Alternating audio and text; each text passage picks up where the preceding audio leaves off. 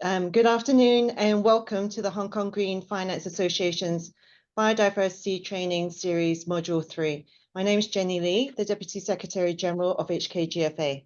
This is the third of a 5-module biodiversity webinar series that's been co-organized by the HKGFA Banking Net Zero Commitments and HKGFA's TNFD Biodiversity Workstreams. In Module 1, we introduce the concepts of nature and biodiversity, the latest global and regional market trends in disclosure and standards, and case studies in the region for early TNFD adoption and integration by corporates and financial institutions. Followed by Module 2, where industry experts discuss the different approaches to assessing nature and biodiversity risk, the return and opportunity for an asset manager, bank, legal, and policy. Today, we will take a deeper dive into the emerging biodiversity-related reporting and targeting setting frameworks, taxonomies, and materiality assessment, considerations for integration using metrics and targets to identify priorities. I'm honored to welcome our distinguished speakers today, Ms. Marine de Bazelaire, Group Advisor on Natural Capital Global Sustainability, HSBC, who will present on the current frameworks, followed by moderating the panel discussion with Ms. Gilly Hutchinson, Head of ESG Regional Development, Linklaters, and Ms. Romie Goedicke de Hertog, Co-Head of Nature at UNEP FI.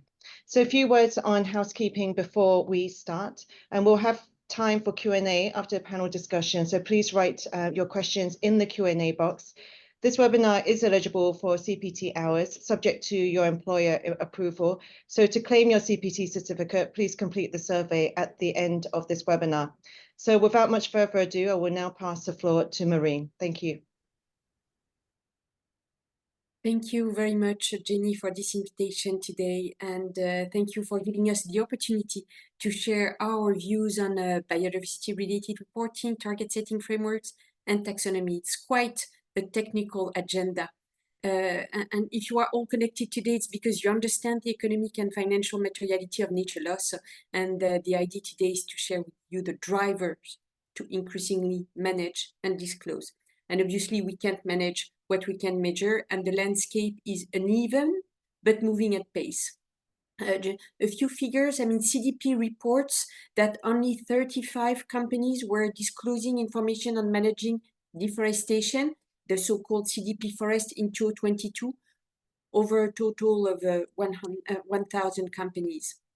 And that, beside the fact that the average companies face losses of over $300 million due to risk exposure, when at the same time the cost of dealing with this risk is a fraction of 17 million. That was in 2022. I checked actually this morning the latest numbers of adoption of the TNFD framework on their website, not the global one, but focusing on financial institutions. And there's now 111 financial institutions that have adopted the TNFD disclosure framework since its release last December, and among which 39 are from Asia. So by doing so, they commit to start reporting in 2025 or 2026. Well, at the end, we are talking about risk mitigation as much as business development. You may have seen this from the Century and the Eurasia Group report from early 2023. Nature positive business opportunities in the Asia Pacific region could generate more than $4 trillion by 2030. That includes renewable energy, circular economy, and sustainable agriculture. So I'm Marine de Bazelaire, as Jenny said. I'm a group advisor on natural capital at HSBC, and in this capacity, I'm representing the group in different external initiatives, including the TNFD task force. I'm one of the members. I'm also a member of the GFAN's working group on nature and of the International Advisory Panel on Biodiversity Credits, a UK-France initiative, to name only those three. So I am working in sustainability for over 23 years and in sustainable finance to close to 20 years. So before framing today's exchange, I would like each of our panelists to introduce themselves and their organization. If I can start with you, Gilly. Thanks very much, Marine. I'm Gilly Hutchinson, and I'm Head of ESG Regional Development for Asia. I'm based here in Hong Kong, and I'm part of the firm's global ESG team focused on Asia, but working very closely with the teams in the EU, US, and the UK. What we have in the team at Linklaters are exclusive ESG lawyers, many with an environmental background, but then also many team members with different backgrounds, finance, corporate, tech, energy, or disputes. And we're bringing these perspectives together to help our clients navigate the somewhat choppy waters of ESG. We've just heard from Marine, and we heard in the previous sessions in this series how the impact that continued biodiversity loss will have on our economies really cannot be underestimated or understated. And we're definitely seeing the attention of governments, central banks, investors, and businesses being increasingly focused on these issues. Understanding their financial impacts and taking action to both halt the losses as well as reverse these trends. And we are seeing businesses starting to decide how to reflect biodiversity issues in their decision making. So this series could not have come at a better time, given how much biodiversity and nature-related issues are rising up the agenda. Thank you very much, Gilly. Romie? Thank you so much, Marine, and thank you so much, Hong Kong GFA, for this invitation, and for all of you that are listening in for joining, because this is a topic where we need a lot of capacity building. My name is Romie Goedicke den Hertog, which is a bit of a tongue twister if you're not Dutch like me, and I co-lead the nature team at UNEP FI. We have a team of nearly 20 people working across the different strategic priorities of our team. Myself, I have nearly 20 years of experience. I've now been with UNEP FI for over 3 years, which allowed me to really see the advent of the Task Force on Nature-related Financial Disclosures from a bold idea to its huge success, including the launch at the New York Stock Exchange during New York Climate Week last year. Before that, I worked for a large conservation organization and for a standard setter, GRI, so bringing in those two sides. UNEP FI is a UN-convened network of banks, insurers, and investors accelerating sustainable development. We've been around for over 30 years and have more than 500 members who have combined $170 trillion in assets under management, and we help them implement the PRB for banking, PSI for insurance, and then we also house 3 UN-convened net zero alliances, and we work with our members on a voluntary basis, providing them with guidance.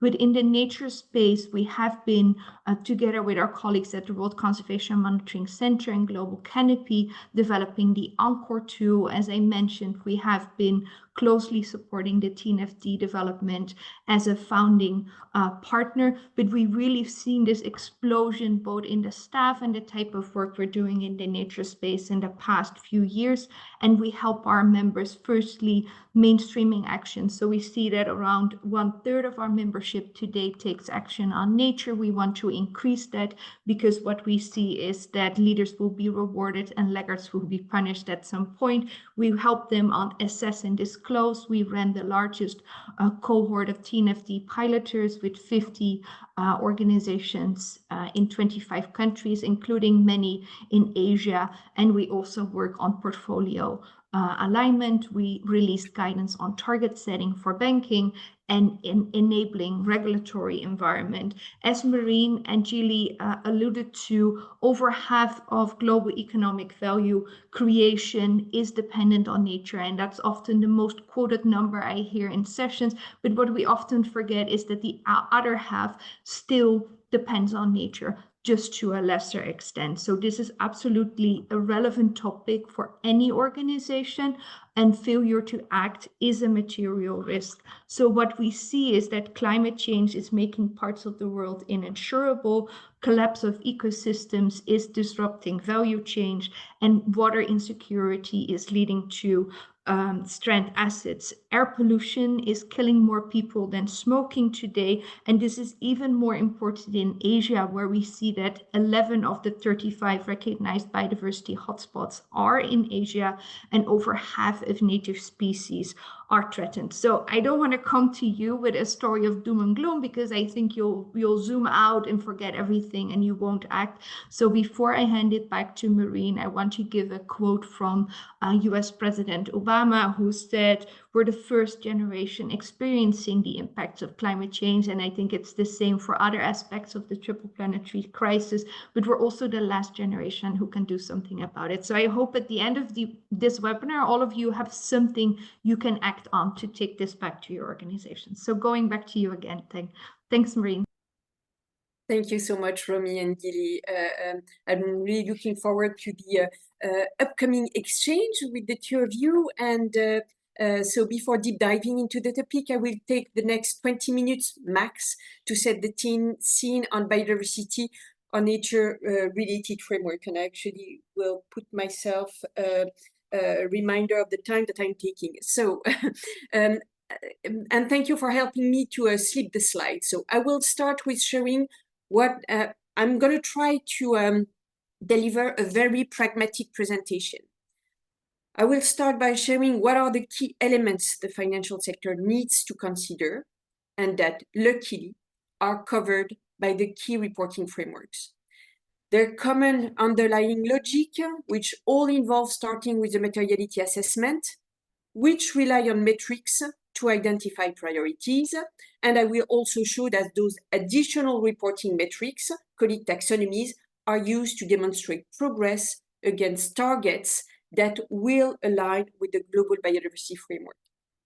So if you move to the next slide, very simply put, for financial institutions to effectively contribute to health and reverse nature loss, they need to, 1, understand their exposure to nature loss, 2, manage their underlying risks, 3, allocate their capital toward positive or transitional activities. And this is actually what is proposed by nature-related reporting frameworks. And if we go to the next slide, I've listed here the key nature-related reporting frameworks. Note that only the UNPRB, so the Principle for Responsible Banking, and the financial institutions guidance of the TNFD are specific to financial institutions. The other frameworks are sector agnostic. The GRI 101, which was recently released, aligns with the TNFD. So will the CDP from 2024. The EU CSRD is broadly aligned with the TNFD, but much more detailed on a few specifics, such as the materiality assessment, and less fit for purpose for financial institutions. The ISSB, as you may know, has signaled at COP15 in Montreal that they will align their reporting standard to TNFD when working on biodiversity. And we should know in the coming months, and maybe weeks, if this is confirmed as their next priority. In the meantime, the prioritization approach of the EFRS S1 is consistent with those frameworks. So how are they organized? I mean, on the right top hand side, you have the materiality assessment, single or double, depending on the framework. Then you need to come up with a strategy to address the outcome and the right governance to ensure it is embedded adequately in each organization, including with the right skills. Then it is expected to disclose the risk management policies, metrics, and targets. Actually, how do you manage it? And the EU CSRD is calling on disclosing actions that are taken by reporting entities, which could refer to the advocacy and partnerships recommended by the UNPRB. I mean, among actions, I mean, obviously, partnerships are absolutely key. And in any case, I don't think that any institution can do it by itself. So all those metrics, all those collective works is absolutely essential to move at pace. So presented differently, if you go to the next slide, here is the underlying logic to prepare for nature-related external reporting. First, you assess the exposure of your activities to nature-related impacts and dependencies.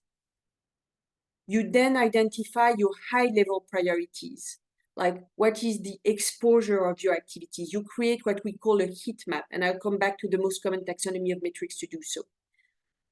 From that heat map, you will still need to understand if you are exposed to risks or not.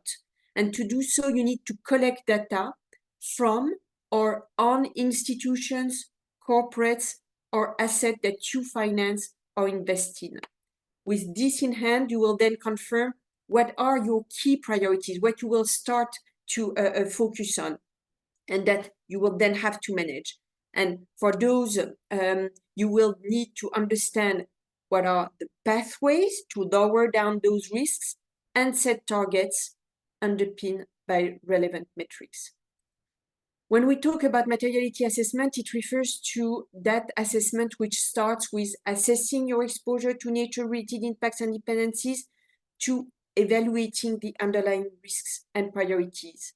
And that's what constitutes the heat map exercise. If we go to the next slide, here is a quick reminder of what single and double materiality means for nature. Double materiality including not only the impact of nature-related issues on the business financial performance, but also the impact it has on nature.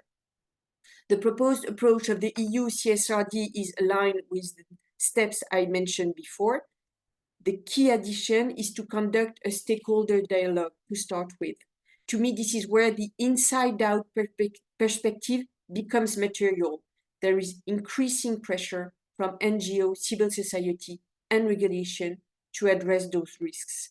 That's and you will see, yes, double materiality assessment in a few frameworks. Then, how do we effectively assess the high-level priorities, the heat map?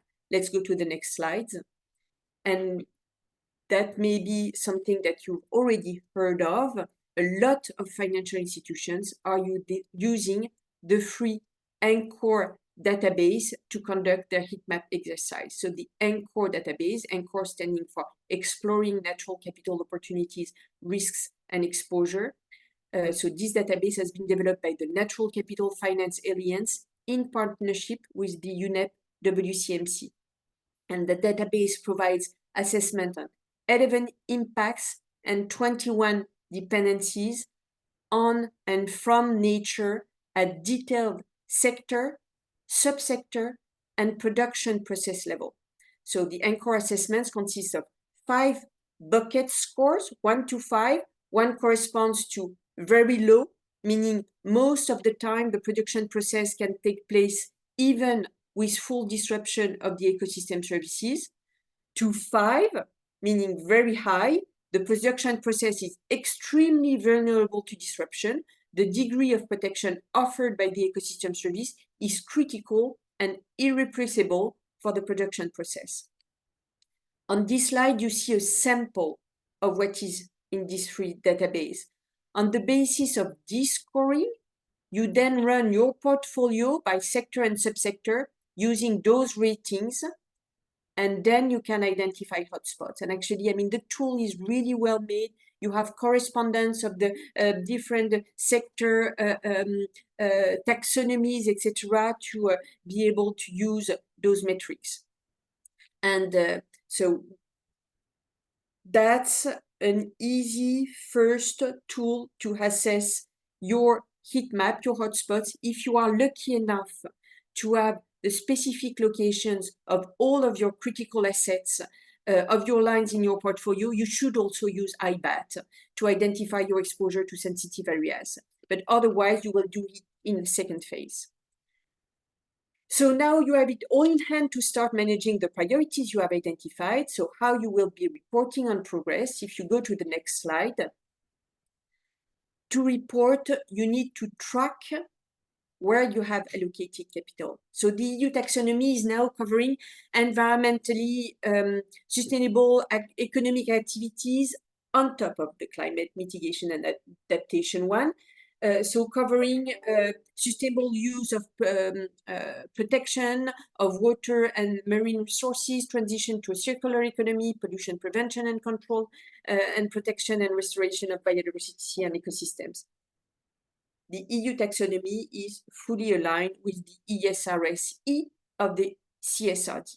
So when you're going to identify the activities that you are financing, you could look at those taxonomies. Being said that, the EU taxonomy itself is really fit for purpose for Europe because it refers a lot with local regulation. The CBI has the sorry, I have something that is popping up on my screen. The CBI is has the virtue of being global and is also proposing sector and subsector activities on water, land use, and marine resources. Waste, also that can be helpful to track and report on nature-related finance activities. Last but not least, we're talking about reporting metrics. You have the ones from the TNFD, and which is proposing a straightforward sector metrics for FIs. The two main ones being the your exposure to a list of 16 sectors that are the most exposed to nature-related issues, and the second metric being what is your exposure to sensitive areas. Again, the issue with being in a position to report on the exposure of your entire portfolio to sensitive areas comes back to having a clear view of where the activities of the corporate institutions, etc., that you are financing are exposed to. So work in progress on this one. At the end, what is expected is not only to report on your footprint, but also to report on progress. And it is where target setting will be instrumental. And so going to the last slide, the North Star is the Global Biodiversity Framework. As you all know, the Kunming-Montreal Global Biodiversity Framework sets a vision and a 2030 mission underpinned by 23 targets. Governments have committed to translate those targets into their NBSAPs, their National Biodiversity Strategy and Action Plans, by October for the next COP on biodiversity in Cali, Colombia. Those targets and policies should inform the direction of travel for private sector target setting. And this is at this stage very much work in progress, as there is no equivalent of the IEA scenario to lower down the pressure on nature and enhance the state of nature. So there's a lot of initiative at the moment to work on a sector guidance for nature, but also on how financial institutions could progress on target setting. For example, GFANZ has launched since the beginning of this year a new nature group with the aim to work on how to embed nature in high-emitting sectors trajectory. TNFD also has just launched a transition plan and targets working group to clarify how corporates could progress on those and would inform how financial institutions could approach target setting. Finance for Biodiversity has released last year a beta version of a nature target setting framework for asset managers and asset owners, starting to deep dive into sectors. So in short, all of the tools are to start. Most of the tools are here to support progress, and those should be shaped and made collectively. That being said, I think it's now time to exchange, and my first question would go to you, Romie. What is your view on how the scope of environmental frameworks and standards has evolved, and what are the driving factors behind this expansion? Well, firstly, let me say, Marine, thank you for your insightful presentation. I think you made a really good summary of a complex and ever-evolving landscape. I particularly appreciated your support to the Encore tool, which we helped to develop. And we've also seen, for example, in our TNFD pilots that nearly 100% of the participants used Encore really as the starting point. And because it's a free tool, it's easy to use. So I think many people will be happy to know that next month we are launching a few updates to the Encore database, and there will be specific webinars to explain what is happening there. So in response to your questions, when working in the nature finance space a few years ago, there was always this discussion that there wasn't a Paris equivalent for nature, that there wasn't a TCFD equivalent for nature, and that was basically holding organizations back to act because they didn't have the why, they didn't have the what. So how to act on a topic where that's lacking behind. And as you already alluded to, the GBF really is very important because it provides this lodestar for action, this peace treaty with nature, and it has this whole of society approach. But unlike its predecessor, the ACHI targets, it is very much geared to this whole of society approach. So particularly in target 14, target 15, which speaks about assessing and disclosing, but also target 18 and 19, which speak about closing the global biodiversity funding gap. You really see the need for private sector action, including financial institutions. And as you mentioned, the COP in Cali later this year will be very important because that's the place where organizations or where countries will speak about the implementation and also about their MBSEPs and including their financial plans. I think the second important development we have seen is with the TNFD, which really mirrors the TCFD approach, but provides additional depth on a number of key topics, such as the location-specific nature of nature-related impacts, the engagement with right holders and other stakeholders. So for us, those have been the two key developments, but we also see that inclusion in other approaches, standards, and frameworks. And with that said, I want to hand it back to you, Marine. Yeah, thank you very much, Romie. Gilly, would you complement Romie's view? Yes, absolutely. And thank you both. I don't want to repeat too much of what's already been said. So maybe if I come at it with from a legal lens standpoint. So when we discuss biodiversity, nature and regulation, perhaps the first thing that really comes to people's minds are the various environmental laws that exist, whether that's laws on pollution or certain maritime and fishery regulations or laws that relate to endangered species. And these are absolutely relevant when conducting due diligence and of course exist at local, national, international level. But what we've been talking about today is very much focused on the regulatory developments that organizations should be aware of around reporting, disclosure and target setting. And to really echo what we've just heard from Marine and Romie, the really key driving factor has been at the intergovernmental level, which has really set the tone and the direction of travel following COP15 with the GBF, the Global Biodiversity Framework. What we've already talked about today and what we've already heard this afternoon is this is going to have implications not just for the governments of the 196 countries that signed up to the framework, but very much for businesses. And Romie just mentioned target 15. I think this is worth just drilling down into a little bit. It's interesting. So target 15 under the framework is a target to take legal, administrative, or policy measures to encourage and enable businesses, in particular to ensure large and transitional companies and financial institutions to regularly monitor, assess, and transparently disclose their risks, dependencies, and impacts on biodiversity, including along their operations and value chains and portfolios.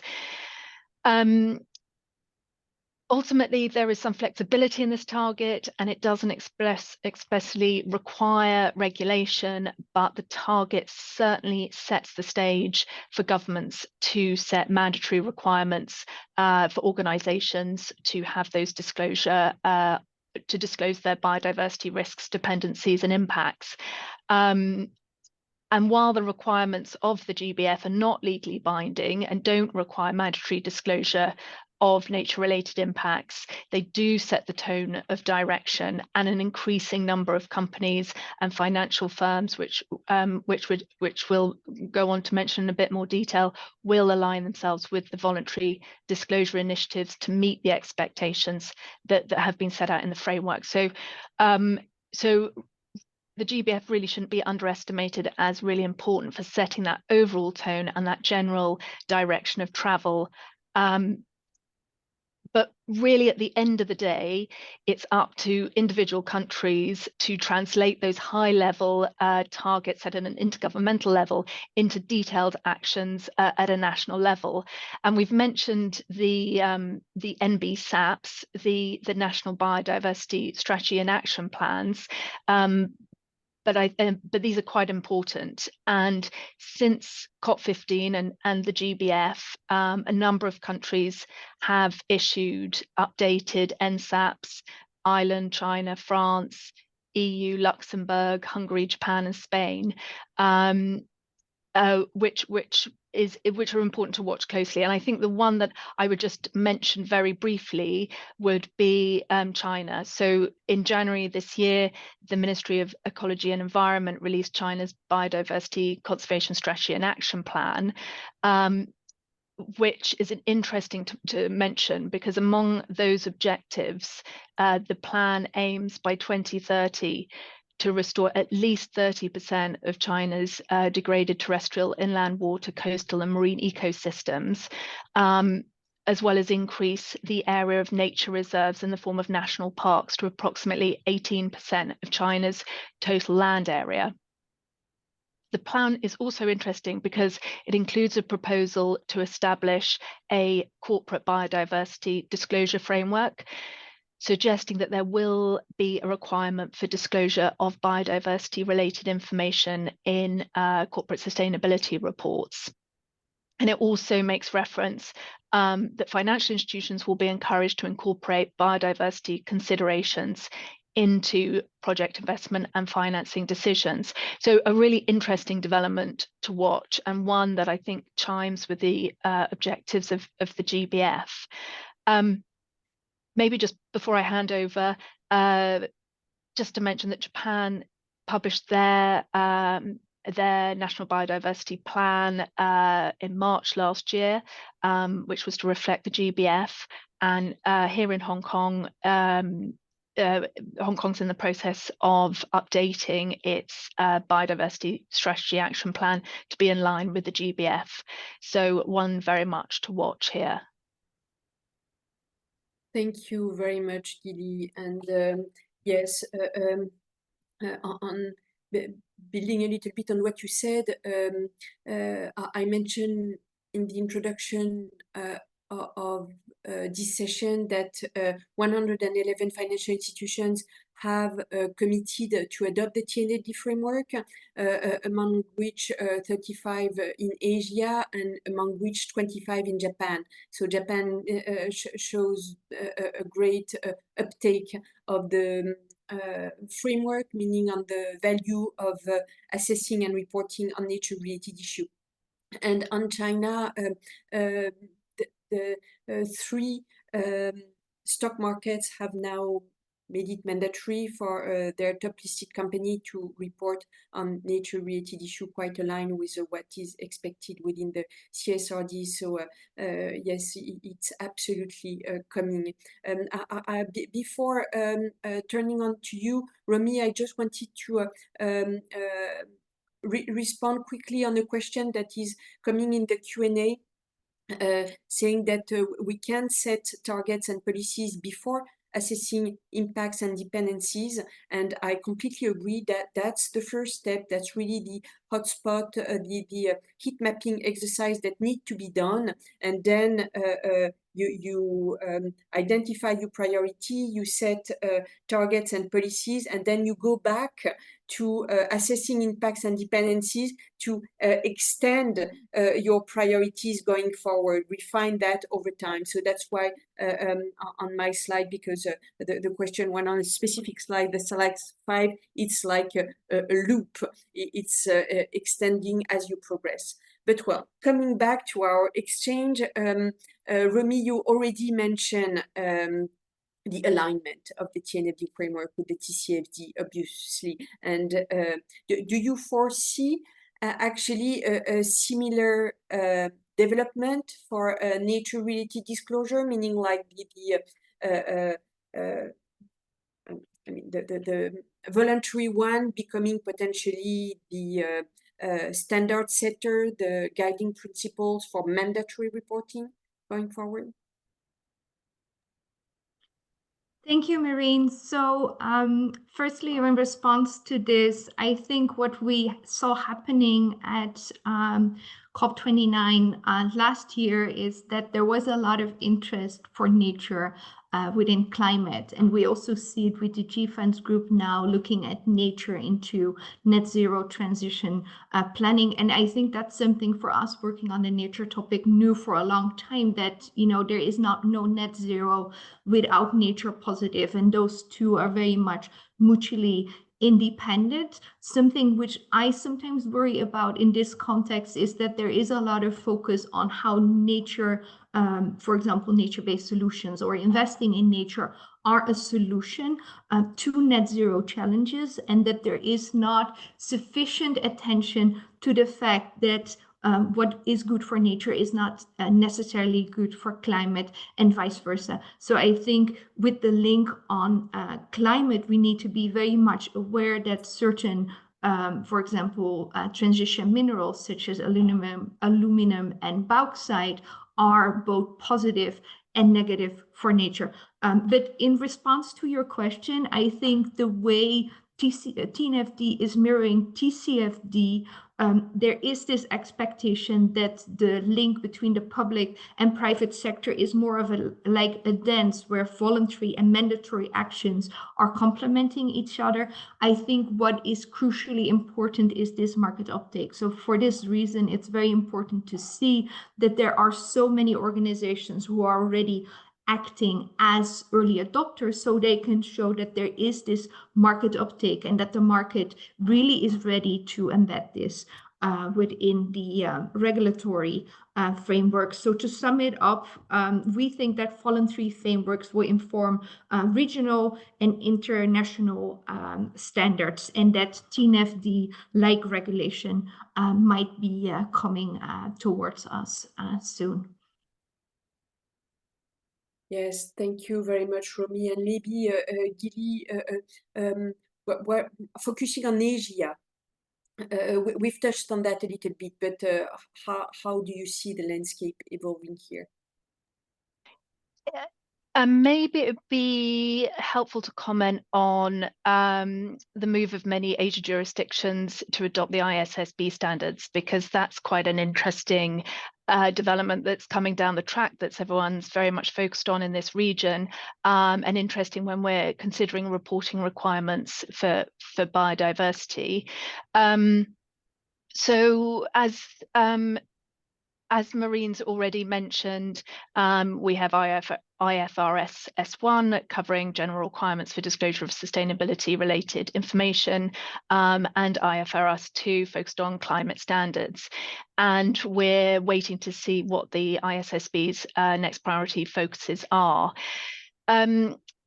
In Asia, as a general observation, and as we're seeing the shift from international voluntary standards on ESG-related disclosures to an increasing number of mandatory disclosure regimes, many of which are intended to be aligned with the ISSB standards. But in some cases, the emphasis has been very much more on climate rather than wider sustainability issues. Singapore is requiring mandatory reporting for listed issuers from financial year 2025 and certain large non-listed issuers from financial year 2027, aligned with the ISSB. And we saw earlier this year, Malaysia also consult and seek market feedback on timing and approach for adoption of the mandatory sustainability disclosure standards for listed issuers. But both Singapore and Malaysia have introduced reporting exemptions to delay full disclosures under IFRS 1. And therefore the focus is very much on climate-related disclosures. We saw Japan actually only week before last issue exposure drafts of its sustainability disclosure standards to be applied in Japan, aligning with the ISSB standards. And here in Hong Kong, we had the vision statement last month outlining Hong Kong's aim to be amongst one of the first jurisdictions to align the local sustainability disclosure standards with the ISSB standards, and obviously there's the roadmap being developed that we're watching. So in a nutshell, it'd be interesting to see how and to what extent countries in the region align with the ISSB standards in full or not, and also whether countries will integrate TNFD into their reporting regime, similarly to what was done on TCFD, or wait for the ISSB to develop new sustainability standards around nature. So I think it's very much an area to watch. And is evolving rapidly. The other development in the region, which I think is worth mentioning, is that in February, China's 3 major stock exchanges released their guidelines on corporate sustainability reporting for public consultation. And so under those proposals, large listed companies will have to disclose a range of sustainability information, including around ecosystems and biodiversity protection and circular economy. So a slightly different approach from adopting the ISSB standards, but we have potential reporting requirements being introduced at a national level around biodiversity, nature and circular economy. And maybe just a last comment. I would also add that where there's no direct regulatory requirements for nature-related reporting, there may be supervisory expectations by local regulators or best practice around effective governance, risk management, and meaningful disclosure of environmental risks. For example, evaluating the dependencies of key customer segments on ecosystem services. And so environmental risk management going beyond climate risk to include nature capital and biodiversity. Thank you very much, Gilly. I mean, the alignment, I think, is well demonstrated now. So maybe if the devil is in the detail, and maybe Romie, if I turn on to you, where do you see there is still further need of alignment, and what does it need for the broader goal of investments in nature? Yeah, thank you, Maureen. And I hope you allow me to speak a little bit about the report Accountability for Nature that we issued in end of January of this year, in which we compared 7 leading standards and approaches for assessment and disclosure on nature-related issues who vary in purpose. So we looked at the CDP, the ESRS, which is of course mandatory in the EU. We looked at GRI, which looks at all stakeholders, ISSB, which looks at financial materiality, the natural capital protocol, SBTN, emerging work, not FI specific, and then of course the TNFD. And people often have a tendency to speak about this alphabet soup, and I don't really like alphabet soup as a name. I would rather want to see it as alphabet spices. So if I do my cooking, especially if I do the nice spicy Asian cooking, you know, you need all these different spices to get to an interesting combination. So I think all of these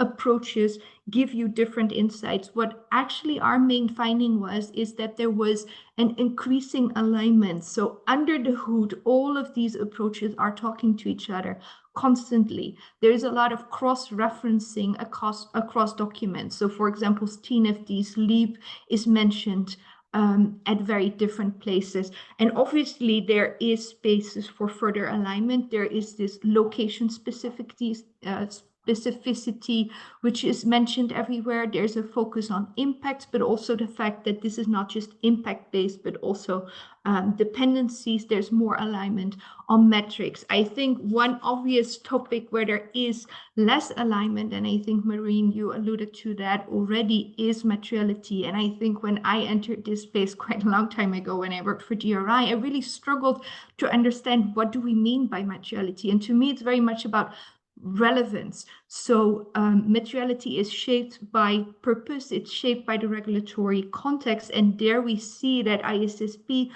purely looks at financial materiality, and GRI looks at this social or impact materiality. And then you have other approaches that do both, but who might be sensitive in certain jurisdictions. So we see that this is really a place where there is further need for alignment, because it's such a crucial component of anything you do.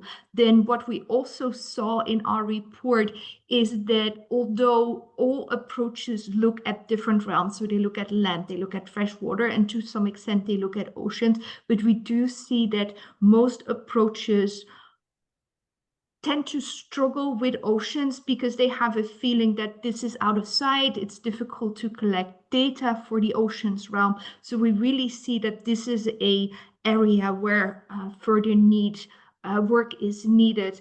Then lastly, before handing it back to you, Marine, I want to underscore that all of these approaches are a means to an end. So I think you opened your statement with saying, what you can't measure, you cannot manage. But I think we shouldn't confuse ourselves and think that measuring is the end point. It's actually the starting point. And what we're seeing is that TNFD reporting, even ahead of it coming out, is already changing behavior. So what we, for example, saw is that Starbucks avoided a TNFD-related shareholder proposal at its US AGM, which spoke about Arabica beans and the extinction risk. We also saw that the Norwegian Sovereign Wealth Fund decided to step out of a big Indonesian conglomerate because of its risk of ecosystem destruction, in specific to the Tapanuli orangutan, the latest discovered great ape. So I think it's very important that whilst we advance on the different approaches and we work towards further alignment, which I think is happening because people are speaking to each other, so that's the inner way to create that, it's important to see that we already see that TNFD reporting and also other approaches are becoming a means to an end, because that's ultimately what we need. We don't need a big pile of amazing reports with a destructed world. So handing it back to you. Thanks. Yes, thank you very much, Romie. Maybe Gilly, would you echo on those? I think Romie's done a fantastic job at answering the question. But what maybe I came at the question from a slightly different angle. And when we're talking about alignment, and maybe this is a good point just to raise the point, because I think it's worth raising, is on taxonomy. So this is a slightly different angle to the question. But there has been a lot of focus in this region on the interoperability of the green and sustainable finance taxonomies that we're seeing developed. And as many people on this call will have been following, we're seeing we're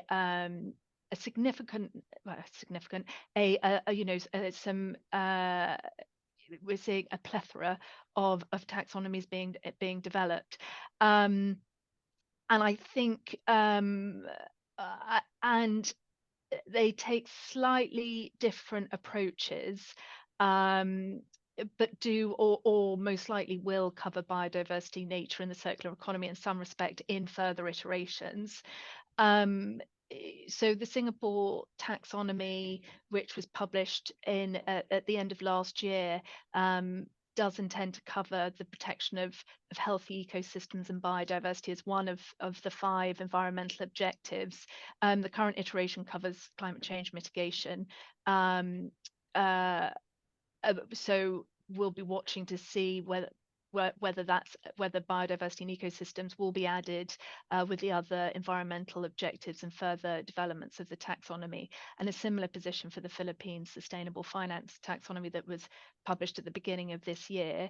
And then the ASEAN taxonomy, biodiversity and nature are considered through the 3rd environmental objective on protection of healthy ecosystems and biodiversity. So it's an interesting one to watch, and the question of alignment and interoperability will obviously be a big focus for this region.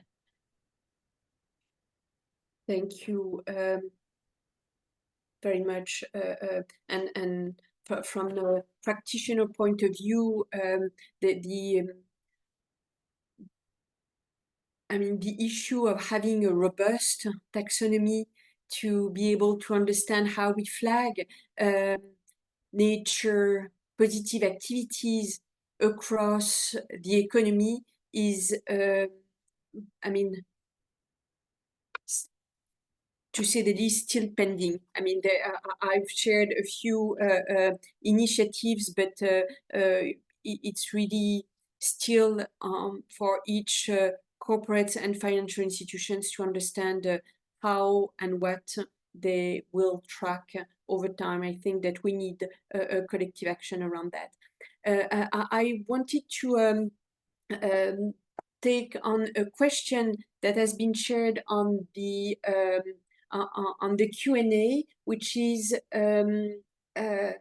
around the Nature Positive Initiative. And if I can turn on to you, Romie, the question is, I don't think that any of these are setting guidance or providing a framework on nature positive financing. There are other bodies that try to do that, such as the Nature Positive Initiative.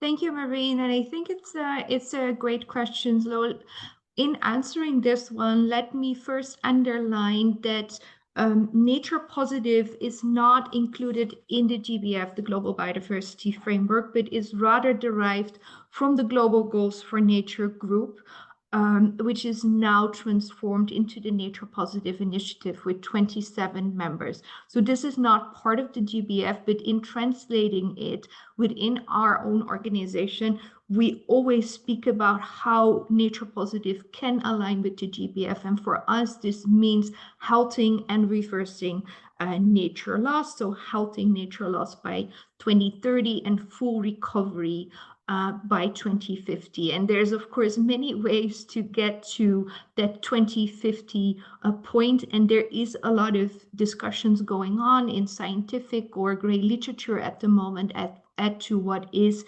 nature positive for the corporate sector. And we as UNEP FI are currently working on a discussion paper with the Finance for Biodiversity Pledge Foundation on what that would mean to the financial sector. And what we're seeing here is that the approaches which are included within the mitigation hierarchy, which was originally developed with a focus on mining industry, is very important. So for us, the question is nature positive a balance of the pluses and minuses, or rather does this also mean that there is certain specific activities that you need to avoid? So this is something which is very much in development at the moment. And I think here it's also important to underscore is that it's very interesting for an individual organization to try to become nature positive, but here you need a whole of economy approach. Plus,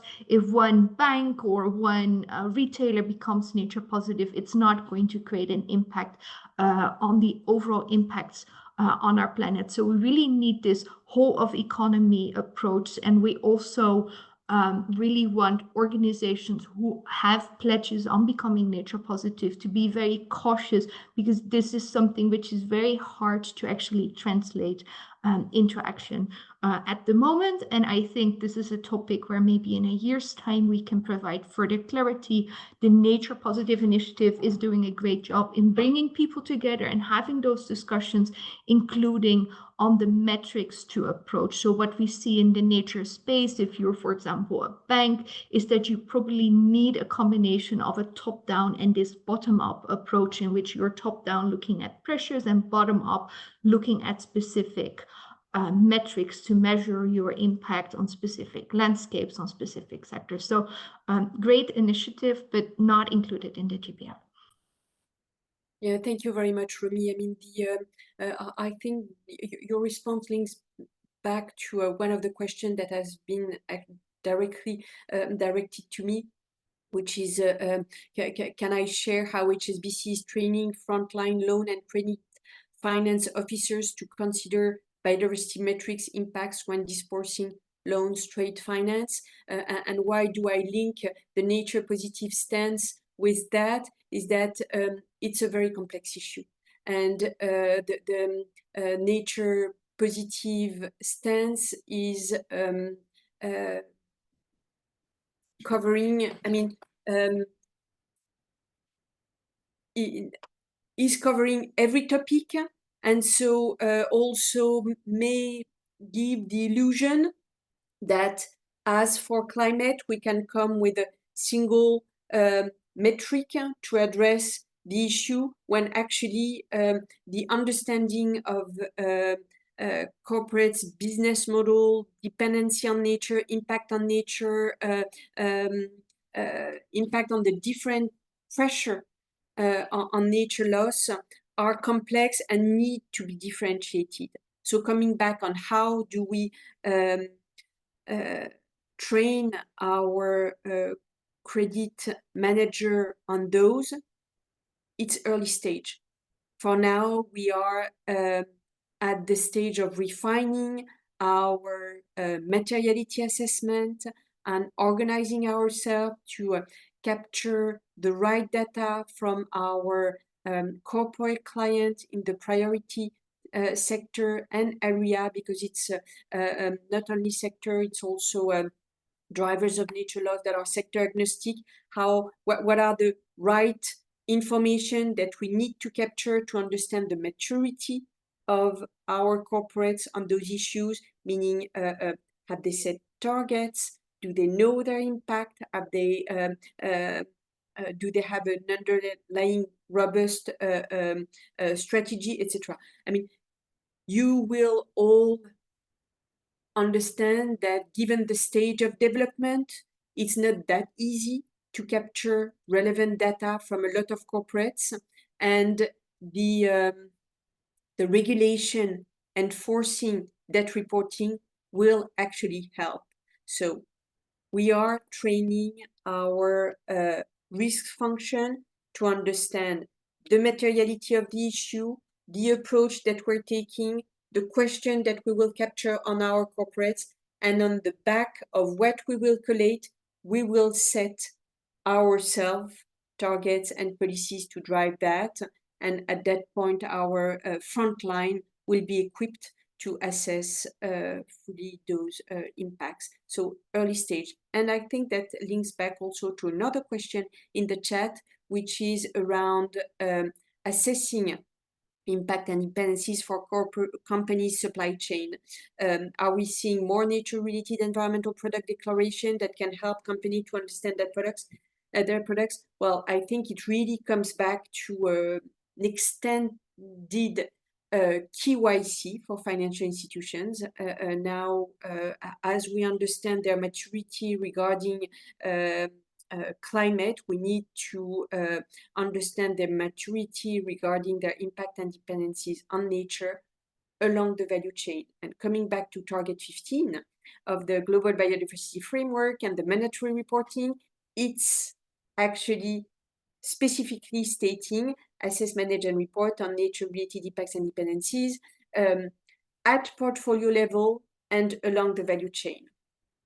how do we do for now, given that we don't have that much of real data? Well, we have a sectorial approach. For example, we will understand the potential exposure of certain sectors to key drivers of nature loss. Easy illustration: deforestation. What are the hotspots and what are the potential exposure to corporate activities to deforestation of tropical areas led by agricultural commodity along the value chain. And if the data is not there, we would see it as a risk, and otherwise we will engage with the corporates to understand how they can progress on capturing that data along the value chain. There is no clear and full database out there to help to do so. Trace is extremely helpful for high-risk commodities. The value chain is much more complex than only high-risk agricultural commodities. There's, yes, a lot to progress, and we expect mandatory reporting to help on that. I do have a question for you, Gilly. We see recent legal action against large companies that have polluted waterways and soils from forever chemicals, which was considered okay based on the laws, but science proved that it has been causing critical health impacts to public. Have you seen something similar with biodiversity and nature protection litigation? I'm sorry, I just seen that we're on time, so like in a nutshell before we wrap up.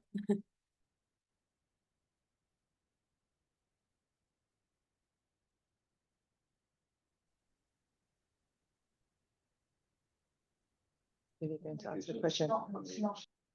Yeah. Gilly, so maybe we're out of time. I'm sorry for that. I leave you the floor, Jenny, if... Okay, no, that's great. Thank you so much, Maureen, Gilly, and Romie. We've only touched the tip of the iceberg. It's obviously a very complex and evolving area of standards and frameworks. And I don't think we can really underestimate how much more work that we all need to do within our firms as individuals and from top down and then also bottom up.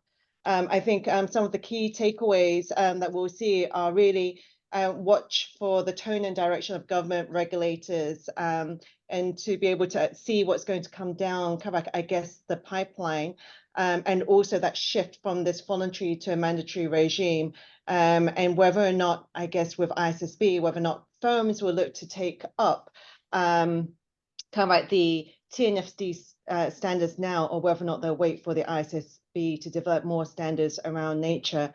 I think, look, thank you very much again to our participants, and please do join us for the next module, which will be on May the 2nd. And there we'll put the lens on financial institutions, the banks, and the asset owners. And then we'll finally wrap up with our final training.